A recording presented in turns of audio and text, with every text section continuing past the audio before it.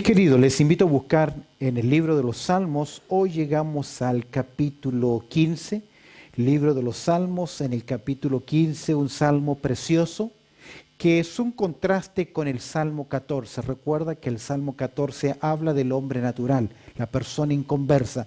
Dice el necio en su corazón, no hay Dios, y de acuerdo a esa premisa que él tiene, esa afirmación que él tiene, conduce su vida. Pero por el contrario, aquí encontramos a aquel hombre que se acerca a Dios, que tiene comunión con Dios, es el hombre espiritual.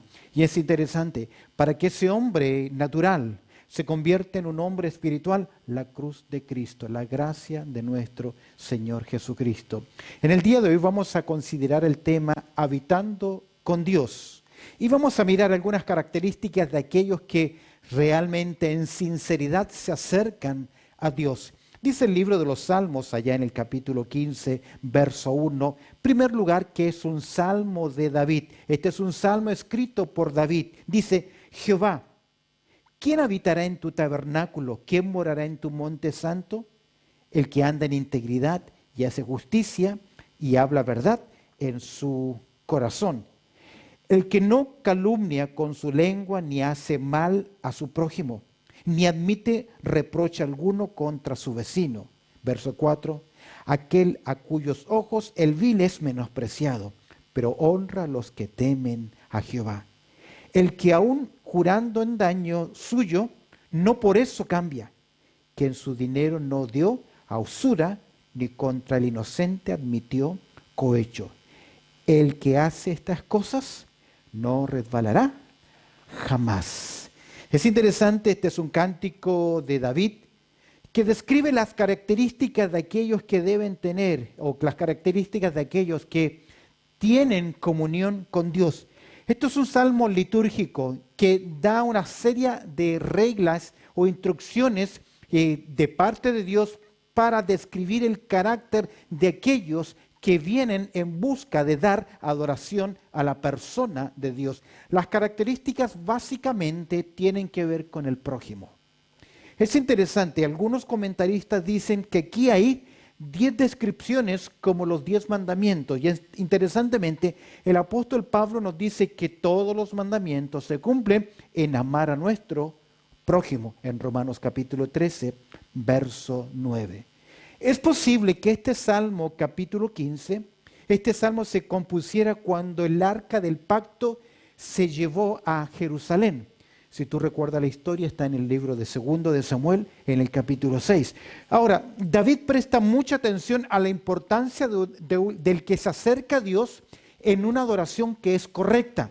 Si tú conoces la historia del 2 de Samuel, capítulo 6, tú sabes lo que ocurrió cuando quisieron transportar el arca del testimonio erróneamente, lo que ocurrió ahí. Entonces David, preocupado por su pueblo, quiere enseñarle que cuando se acercan a Dios, cuando vienen a adorar a Dios, tengan las características que son correctas. Permíteme darte un panorama, no el bosquejo del libro, del capítulo, pero un panorama que nos ayuda a entender un poquito más la escena de lo que está ocurriendo.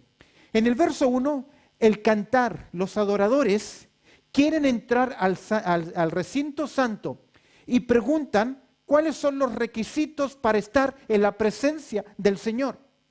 Ese es el primer canto. Luego en el verso 12 les da la respuesta, ya que ellos deben, en estos que vienen a acercarse al tabernáculo, al monte santo de Dios, tienen que exhibir características como ser personas íntegras, ser personas justas, ser personas veraces, verdaderas, que no haya mentira. Y para eso, en verso 3 al 5, se aclara un poco más la lista de ejemplos de las características prácticas que debe tener todo aquel que dice, yo vengo a adorar a Dios, a tener comunión con Él. Finalmente, después de la pregunta, después de la propuesta, después de las ilustraciones, se da fin al salmo, se finaliza con la promesa de que los que cumplan estos requisitos, dice al final el verso, no resbalarán jamás. Tiene que ver con firmeza. Ahora, eso es para entender estos 5 versículos. ¿Qué aprendemos de este salmo sobre aquellos que se acercan a adorar a Dios? En primer lugar, quiero que observes conmigo los convidados a la casa de Dios. Aquí vamos a ver quién es el hospedador. Lo primero que el salmista nos va a decir, él va a describir en el versículo 1 la persona principal. ¿Con quién comienza David? ¿Dónde están puestos sus ojos? En Jehová. Querido, Salmo 121 que leíamos, alzaré mis ojos a los montes, ¿de dónde vendrá mi socorro? Y es importante que el salmista sabe que el objeto, la persona de adoración es Jehová, es Dios. De hecho, Dios busca entre los seres humanos, ¿qué cosa? Adoradores que le adoren como, en espíritu y en verdad. Lo primero es que toda adoración debe estar concentrada en Dios, aun cuando cantamos. Yo sé que hay gente que viene a la iglesia porque le gusta cantar, pero escúcheme bien, no cantamos para los demás, no cantamos a los hermanos, cantamos ¿para quién? Para adorar a Dios. Y ese cántico, más que de nuestros labios, que lo dijo el Señor, debe salir, brotar del corazón. Fíjate cómo se concentra en la persona de Dios, ya que el salmista nos va a hablar de dos cosas importantes. Va a hablar del tabernáculo, que era la tienda donde Dios manifestaba su gloria. Pero en este mismo salmo también va a hablar del monte santo, del monte santo. Y el monte santo, que es Sión, describe la presencia permanente de Dios. De hecho, Jerusalén está fundada ahí en Sión. Y usted sabe que Jerusalén, Sión, es un cuadro representativo de la gloria futura de la nueva Jerusalén. Por lo tanto, en primer lugar encontramos la persona principal, se dirige a Dios. Ahora, en segundo lugar, vemos acá la pregunta del salmista. Y si tú observas la pregunta, primero es, ¿quién habitará en tu tabernáculo? Y la segunda pregunta es, ¿quién morará en tu monte santo? Primero el salmista, hemos dicho, se concentra en la persona principal, Jehová, a Él solo la gloria, solamente a Él. En segundo lugar, la pregunta del salmista es, ¿quién habitará en tu tabernáculo? El término habitar que utiliza acá el salmista tiene que ver con quedarse como un huésped. Tiene que ver con aquel peregrino que pasa y se le permite la estadía. ¿En dónde? En el tabernáculo, en la tienda. La palabra tabernáculo significa tienda. La idea es quedarse. Él dice, ¿quién puede quedarse como un huésped en tu tabernáculo? Como un peregrino se aloja en un lugar para obtener protección y también comunión, el salmista pide quedarse como un huésped en el tabernáculo, que es donde estaba el arca del pacto, el testimonio de Dios. La pregunta es, ¿quién? Pero ahora el salmista, en su pregunta, no se concentra solamente en habitar, que sería una estancia temporaria. Ahora él quiere, ¿qué cosa? Morar en tu monte santo. Ya el morar, el habitar es momentáneo, pero el morar tiene que ver con hacer de un lugar su propia residencia. Una cosa es tener la visa temporaria, otra cosa es ser en un país ya residente. ¿Y qué es lo que admira? ¿Qué es lo que desea, mejor dicho, el salmista? El salmista quiere estar en la casa de Jehová. ¿Recuerdas el Salmo 23? Y en la casa de Jehová moraré por largos días. Esta es la misma pregunta que se hace en el Salmo 24. ¿Quién? ¿Quién estará en tu tabernáculo? ¿Quién morará en tu monte santo? El Salmo 24 agrega, aquel que es limpio de manos. Déjame decirte algo. Estas son las mismas preguntas que los judíos se hicieron cuando escucharon el sermón de la bienaventuranza o el sermón del monte. Porque ahí el Señor Jesucristo da respuesta a quién es esta persona. Ahora, nosotros hoy no tenemos atrios en la iglesia. No tenemos el lugar santo ni lugar santísimo. Pertenece a la antigua economía. Pero piensa en un momento. Para una aplicación nosotros podríamos hablar que el tener comunión hoy con el Señor es estar en su tabernáculo.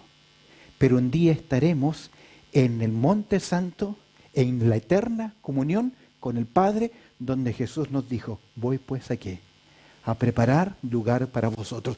Nadie puede morar en el Monte Santo si hoy no tiene comunión en el tabernáculo. ¿Por qué? Porque el tabernáculo representa aquel lugar que era movible, era una tienda. Entonces yo debo asegurarme que hoy tengo comunión para finalmente morar en la casa del Padre. Pero la pregunta es, ¿quién? ¿Quién? ¿Quiénes son? ¿Quiénes van a estar ahí? Dependiendo del comentarista que usted tenga, va a dar el bosquejo. Yo voy a hacer un bosquejo basado literalmente en el texto, porque algunos presentan 10 características, 11 características, 6 características. Me voy a concentrar. Quiero que veamos, en segundo lugar, las características de los hombres de Dios. Hemos visto, en primer lugar, los convidados a la casa de Dios. Esto es el personaje principal, el hospedador. Veamos ahora los huéspedes, las características de los hombres de Dios, los huéspedes. Quiero que observes, veremos en estos versículos 12 características o virtudes o conductas que se entregan en forma positiva y en forma negativa, se contrastan. La literatura hebrea entregaba una verdad positiva y luego la contrastaba con una verdad negativa. Ese es el estilo literario de los hebreos, de mucho contraste. Casi vamos a ver aquí 4 ternas. Por lo tanto, vamos a describir 12 características. En primer lugar, la primera triada o la primera terna, y está entregada en forma positiva. Y yo le diría que tiene que ver con la rectitud del carácter, porque en esa terna se hace mención, en primer lugar, el que anda en integridad.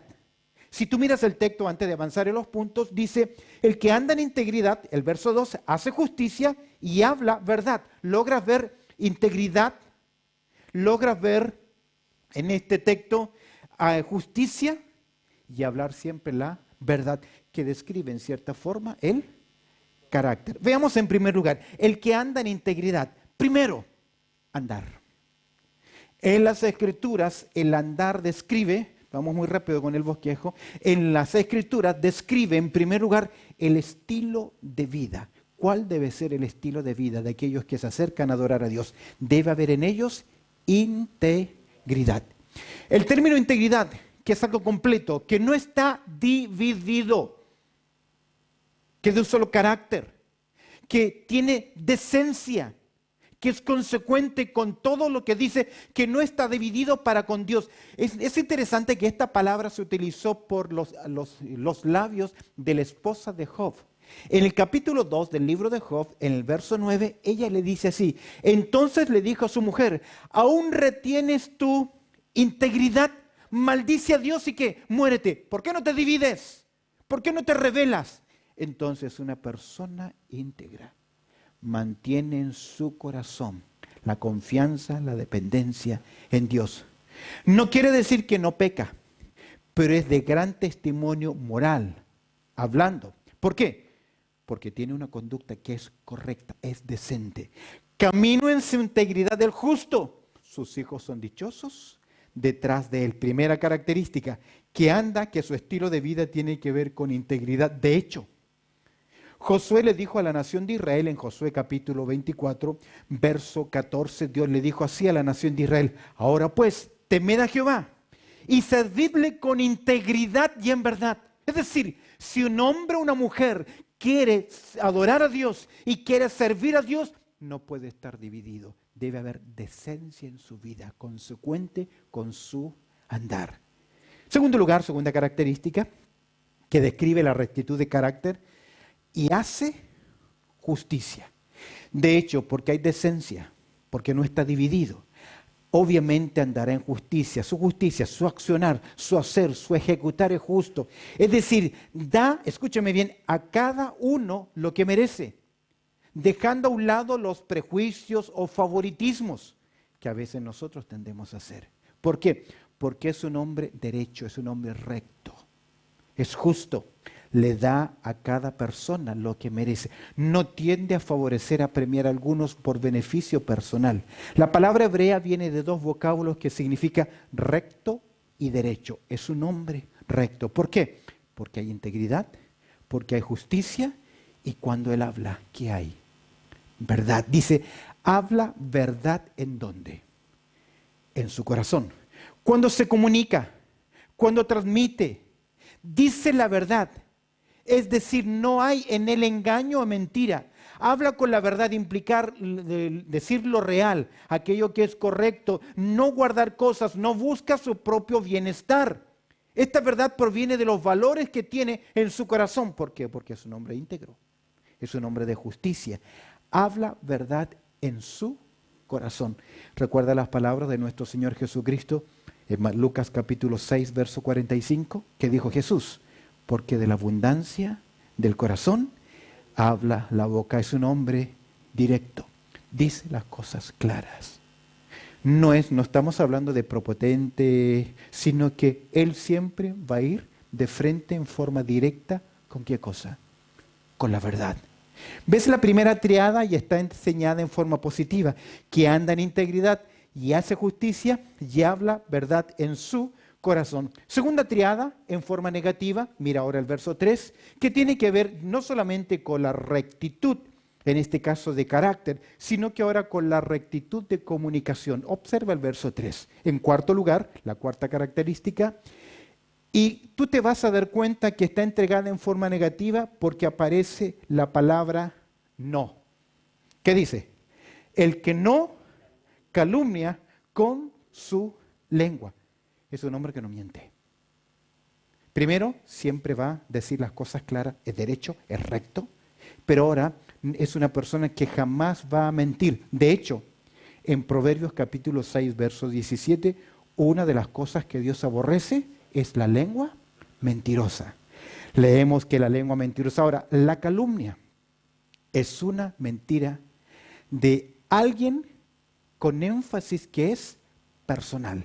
La calumnia es decir algo que no es cierto, pero que uno le agrega, lo modifica con un énfasis personal. Jamás la calumnia es transmitir una noticia, solamente. La calumnia tiene el sentido de levantar una acusación que siempre es ¿qué? Falsa. Ahora, Dios le dijo a la nación de Israel en Levíticos capítulo 19, verso 16 lo siguiente. Levíticos 19, 16. No andarás chismeando entre tu pueblo, ni no atentarás contra la vida de tu prójimo. Yo Jehová. Fíjate que lo pone a nivel de un atentado, de un planear un asesinato. Porque la murmuración, el chisme, la calumnia es aniquilar el testimonio, el carácter de una persona. Santiago nos dice un pequeño órgano. ¿Recuerda Santiago capítulo 3, versos 5 a 6? La lengua es un órgano pequeño que debe ser controlado para que no produzca daños infernales. Porque esta lengua puede desatar incendios que ya no podemos hacerlos volver atrás. Por el contrario, el que habla correctamente sus palabras, dice el libro de Proverbios en el capítulo 12, verso 18, que las palabras rectas, las palabras correctas, las palabras de verdad son como medicina. La lengua de los sabios es medicina que cura. ¿Sabes que a veces es duro decir la verdad? Pero es mejor decir la verdad. Por eso, otra característica que vemos acá, el que no calumnia con su lengua, es decir, no es un hombre que anda ¿qué? Mintiendo.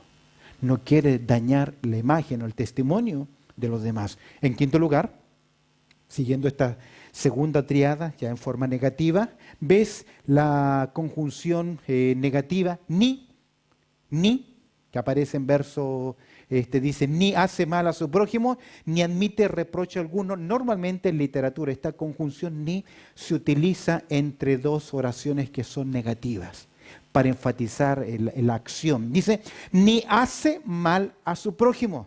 Es decir, no hace daño al que está cercano a él.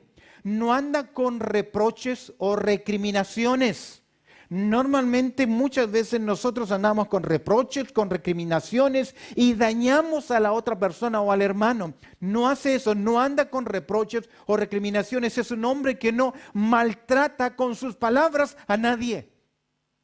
Tal vez hay personas que no mienten, pero que a veces sus palabras maltratan.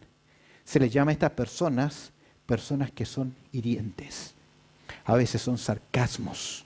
A veces en nuestro enojo no le decimos groserías o malas palabras a nuestro cónyuge, pero sacamos palabras que son mortales y que hieren, que dañan, que no son necesariamente una ofensa directa, pero son palabras que destabilizan emocionalmente a las personas.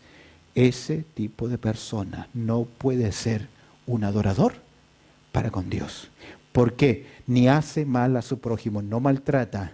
En sexto lugar, ni admite reproche alguno contra su vecino. Es decir, no arroja vituperios sobre su familia, sobre sus amigos. No echa en cara las cosas o decir cosas que dañan a la otra persona.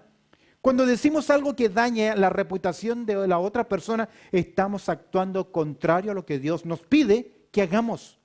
¿Cómo es posible que con la boca que adoramos a Dios estamos dañando a los demás? Por eso es que debe ser mi hablar moderado, cauteloso, prudente, sabio. En este versículo el salmista indica la importancia de tener una buena relación con los demás. Es un hombre moderado, que aunque tiene que confrontar las cosas, confronta el problema, pero no a la persona. Y ese es uno de nuestros grandes errores, que no sabemos diferenciar persona de problema. Yo sé que hay personas que todo lo que se les dice lo toman en forma personal, son negativos. Pero aquí esta característica entregada de forma negativa tiene que ver que es moderado, no va a maltratar ni admite reproche alguno contra su vecino. No va vituperiando, no va enrostrando las cosas para dañar a la otra persona. En tercer lugar, veamos ahora otra triada, pero nuevamente en forma positiva. Ya hemos visto la primera triada en rectitud de carácter positivo, hemos visto la segunda triada presentada en forma negativa, rectitud de comunicación. Veamos ahora la tercera triada en forma positiva, rectitud de convicción. Vemos a este hombre que toma una decisión, este hombre sabio, que viene a adorar a Dios. Porque la pregunta es, ¿quién va a habitar? ¿Quién lo va a hacer? Encontramos acá un hombre que tomó una decisión sabia. Está del lado de Dios. Está del lado del pueblo de Dios. Por lo tanto, va a amar lo que Dios ama. Y en esa rectitud de convicción va a rechazar lo que Dios rechaza. Normalmente quienes vienen preguntando, ¿es malo que yo haga esto? Son personas inmaduras.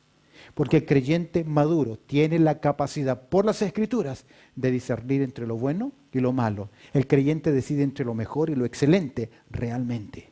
Pero quien conoce a Dios, está en comunión con Dios, va a amar lo que Dios ama y va a rechazar lo que Dios rechaza. No por imposición, sino porque ha aprendido, como el Salmo capítulo 1, a deleitarse en la ley de Jehová y conoce a su Dios. Mira, en séptimo lugar, la tercera triada en forma positiva, aquel cuyos ojos el vil es menospreciado. Para el hombre temeroso de Dios, el que hace el mal no es de su agrado. Tenemos que ayudar a todos, pero no va a ayudar a aquel que hace el mal a continuar haciendo el daño. Jamás, jamás lo va a hacer, porque tiene la misma actitud. Dios rechaza al pecador, al pecado, pero Dios ama ¿a quién? Al pecador. Dios rechaza su accionar falso. Y eso debe ser. Esto incluye que muchas veces en los trabajos yo no me voy a reír con bromas que deshonran a Dios, o humor verde, humor morboso. Yo no puedo celebrarlo, porque yo no estoy del lado de ellos, yo estoy del lado de ¿quién? De Dios. ¿Nota su convicción? Es un hombre que condena a lo que es incorrecto, lo que no es correcto. Segundo lugar, podría decir que aquí también que tiene criterio, un buen criterio formado. Segundo lugar, versículo 4, octavo referencia, pero honra a los que temen a Jehová. ¿Te das cuenta? El que tiene comunión con Dios ama lo que Dios ama y rechaza lo que Dios rechaza. Pero honra a los que temen a Jehová. No soporta a los malos, pero aprecia honra a los que temen a Dios. Estos son los que van por el camino de la sabiduría. Debemos aprender de aquellos que tienen verdaderamente temor de Dios, reconocerlos y buscar la compañía de aquellos que temen a Dios. ¿Por qué? Porque aquel hombre que va adorando a Dios es un hombre cuyos ojos el vil no es menospreciado, pero que da reconocimiento, honra a aquellos que temen a Jehová. Quiere estar con aquellos hombres que aman a Dios y aprender de ellos. Observa lo que dice el consejo del escritor a los Hebreos en el capítulo 13, verso 7. Dice así: acordaos, esta es la exhortación que les hace el escritor a los creyentes. Ya llevaban algunos de ellos más de 35 años como creyentes. Y les dice así, porque muchos de sus líderes ya habían muerto: acordaos de vuestros pastores, mejor dicho, de vuestros líderes, que os hablaron la palabra de Dios. Es decir, recuerden quiénes fueron sus maestros, sus predicadores, sus pastores, sus guías espirituales. Considerad cuál haya sido el resultado de su conducta y ¿qué? Imitad su fe. Aún más, Pablo dice en Tesalonicenses que reconozcan a los que les presiden y que los tengan ¿qué? En mucha estima, en mucho reconocimiento. La idea acá es que el creyente que teme a Dios, que tiene comunión con Dios, va a cuidar el pueblo de Dios. Es un hombre que cuida del pueblo de Dios. Y aún más, aquel cuyos ojos el vil es menospreciado. ¿Por qué? Porque ha tomado una convicción, tiene convicción. Pero honra a los que temen a Jehová, el que aún jurando en daño suyo, dice, no por eso cambia. Tomo el que aún jurando en daño suyos. ¿Qué significa esto? Es una persona que cumple sus promesas, aun cuando le puedan causar perjuicio. Pero se comprometió. En el libro de Levíticos, en el capítulo 5, verso 4, Dios le enseñó a la nación de Israel lo siguiente. Observa conmigo en Levíticos capítulo 5, verso 4.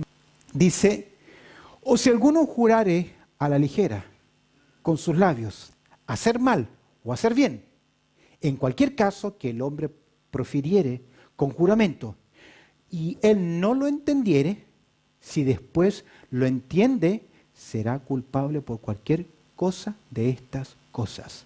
Levíticos capítulo 5, verso 4. ¿Qué le enseñaba Dios a la nación de Israel?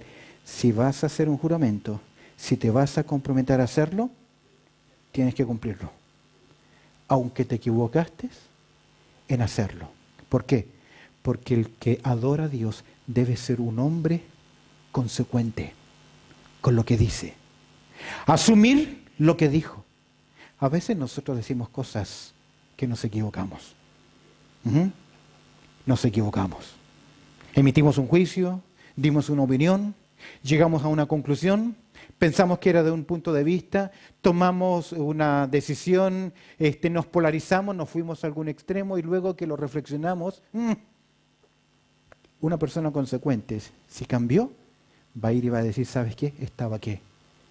Equivocado. Y va a decir las palabras que nos dijo el Señor. Perdón, perdóname. Mira, cuarta triada positiva. Ya terminamos ya. Cuarta triada positiva. Observa conmigo acá, aún en versículo 4. No por eso cambia. No por eso cambia. Me quedé pensando un poco.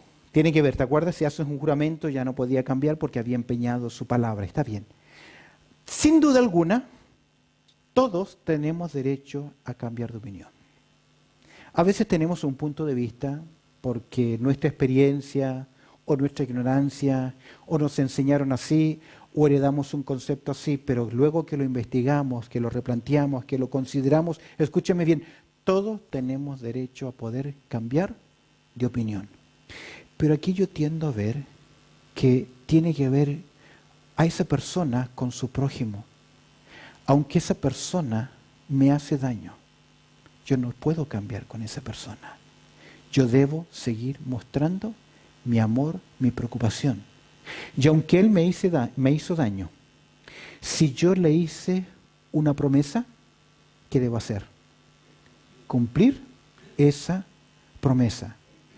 No debemos abandonar a nuestros amigos. Aún dentro del liderazgo, líderes deben proteger a líderes. Y amigos deben proteger a sus amigos. Ahora, eso no los exime de decir, mira amigo, no me parece lo que estás haciendo. Pero no porque no te parece lo que estás haciendo, significa que ya lo dejaste de ser amigo. Proverbio dice que el que quiere amigos, ¿cómo? Ha de mostrarse amigo. Y parte de eso es cumplir, ser fiel, ser, en este caso, leal. Nuestro Señor Jesucristo, hablando de nuestras declaraciones y nuestros cumplimientos, dijo así, en Mateo capítulo 5, verso 37, pero sea vuestro hablar, sí, sí, no, no, porque lo demás de esto, de mal, procede. Cuando tú haces una promesa, por ejemplo, voy a llegar, y no llegas sin dar ninguna explicación, no estás mostrando falta de integridad, de cumplimiento a tu palabra. Pregunta, ¿cuánto valen tus palabras? ¿Cuánto pesan? El hombre que viene a adorar a Dios es un hombre que cumple lo que promete. Que tu sí sea sí y tu no sea no. Que aún jurando, porque la idea del Señor Jesucristo es no que no juren más, sino que los judíos juraban por el Padre, por la Madre, por el templo, por Dios, por tantas otras cosas, pero como lo hacíamos en nuestra cultura, como doblando en cruz nuestros dedos atrás, diciendo algo que no vamos a cumplir, que es la idea acá, que el hombre en el 10º lugar no por eso cambia, cumple, es un cumplidor. Verso 5, y esto es interesante, en parte práctica, quien su dinero no dio a usura. En hebreo la palabra usura es mordida. Me parece que coloquialmente en uno de nuestros países cuando uno recibe una coima es una mordida.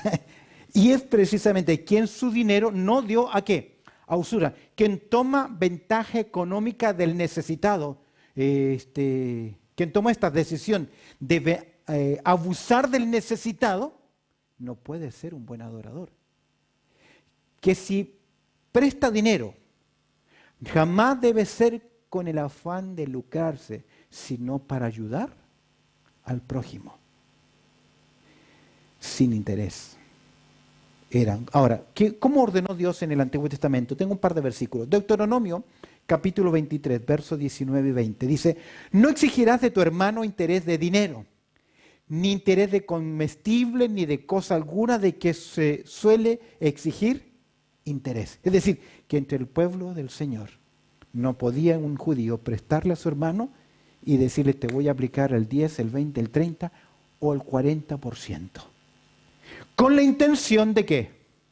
De lucrarse. Usted sabe que el usurero, que el prestamista, el ilegal, abusa de la necesidad, que necesita el dinero. Yo lo tengo, te lo doy, no hay problema, pero me tienes que pagar con intereses altos. Del extraño, verso 20, podrás exigir interés, mas de tu hermano no lo exigirás, para que te bendiga Jehová tu Dios en toda obra de tus manos, en la tierra donde vas, para tomar posesión de ella. Esto me hizo pensar en algo. A veces el pueblo del Señor tiene necesidad. ¿Qué hacemos nosotros como iglesia? Ok, te prestamos al 20%, al 30%. No. Pero aquí hay un principio interesante. Que, voy a ser honesto, antes yo no lo veía con la claridad que tengo hoy o ahora. Que en la medida de las posibilidades debemos ayudar al pueblo del Señor. Mira, Deuteronomio capítulo 24, versos 10 al 13. Cuando entregares a tu prójimo alguna cosa prestada, no entrarás en su casa para tomarle prenda.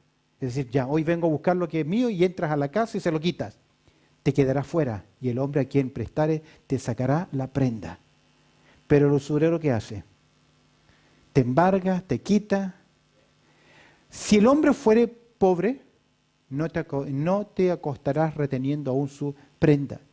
Es decir, fue pobre, se la quitaste, sí o sí te fuiste, dice, no te vayas así, no te duermas así. Sin falta devolverás la prenda cuando el sol se oponga, para que pueda dormir en su ropa y te bendiga y te será justicia delante de Jehová tu Dios. Qué interesante. Si no puede pagártelo, por eso cuando uno presta, el principio es, lo presta como si estás pensando que lo estás dando. Porque es posible que no vuelva. Ahora, eso fue en el Antiguo Testamento. Observa Lucas capítulo 6, verso 35. Mira la enseñanza de Jesús a sus discípulos. Amad pues a vuestros enemigos y haced bien. ¿Y qué dice? Oh, prestad, no esperando de ello nada. Y será vuestro galardón grande y seréis hijos del Altísimo porque Él es benigno para con los ingratos y aún para con los malos. Es decir, que aún no mereciéndolo, Dios sigue siendo generoso o pródigo. Notas acá, el principio es un hombre caritativo, tiene que ver con sus finanzas. Terminemos, punto 12, o característica número 12. Hemos visto 4 triadas, 12 puntos. La cuarta triada positiva tiene que ver con por eso no cambia, quien su dinero no dio a usura. Y finalmente, punto 12, ni contra el inocente admitió cohecho. En otras palabras, comprarse por dinero. Yo te doy esto si tú dices aquello. El cohecho es obtener una ganancia injusta a través de la pérdida de otra persona, que es una forma incorrecta. Mira lo que dice Éxodo capítulo 23, verso 8. No recibirás presente, porque el presente ciega a los que ven y pervierte las palabras de los justos. Yo conocí, cuando viajé a Guayaquil, Ecuador, una iglesia que la construyeron los narcos. Grande, construida con dinero ilegal. Compraron a ese hombre de Dios, porque ese es un lavado de dinero, esa es falsedad. No recibirás presente porque el presente que hace ciega a los que ven y pervierte las palabras de los justos. Es decir, no es un hombre corrupto. ¿Qué pasa con esas características? Terminemos. ¿Qué pasa con ese hombre de Dios? La confianza del hombre de Dios. Mira, los habitantes, el que hace estas cosas. ¿Qué cosas? Estos principios que hemos visto, no resbalará jamás. En los salmos y en los proverbios es de mucha importancia y tiene que ver con estabilidad, tiene que ver con seguridad. Ese sí, no simplemente va a habitar, sino que va a morar en comunión con Dios. Ahora, conclusión, esto no es fácil. Esto no es fácil. Pero hoy estamos en la gracia. Hoy podemos acercarnos a Dios por la sangre preciosa de Cristo Jesús. No podemos perder de vista que hoy llegamos ante el trono de Dios. En conclusión, no podemos perder de vista que hoy llegamos ante el trono de Dios por la persona de ¿quién? De Cristo Jesús, quien nos abrió el acceso ante el trono de la gracia para alcanzar el oportuno socorro. No tenemos un templo, no tenemos atrios, pero sí podemos llegar ante la presencia de Dios por el camino nuevo y vivo que nos abrió Cristo Jesús. Y estas 12 características pueden estar presentes en nuestra vida a través de Cristo Jesús por su gracia. Y esto es importante. Yo debo mirar mi vida, el conducir de mi vida es importante, porque eso agrada a Dios. ¿Quién habitará en el lugar, en el tabernáculo, en el templo de Dios? Jehová, ¿quién habitará en tu tabernáculo? ¿Quién morará en tu monte santo? Características de aquellos que se acercan a Dios. Bendito Padre Celestial, te damos gracias, Señor, por esta interesante reflexión, Señor, en el libro de los Salmos, que nos ayuda a saber estas verdades prácticas, Señor, que tú esperas, fruto de labios que confiesen tu nombre, pero hombres y mujeres que levanten manos santas, sin iras ni contienda ante tu presencia. Gracias por la cruz, porque solo a través de Cristo Jesús podemos estar seguros de habitar un día en la casa de Jehová. Moraré por largos días. Añade tu bendición a lo que hoy hemos estudiado de tu palabra en Cristo Jesús. Oramos. Amén y amén.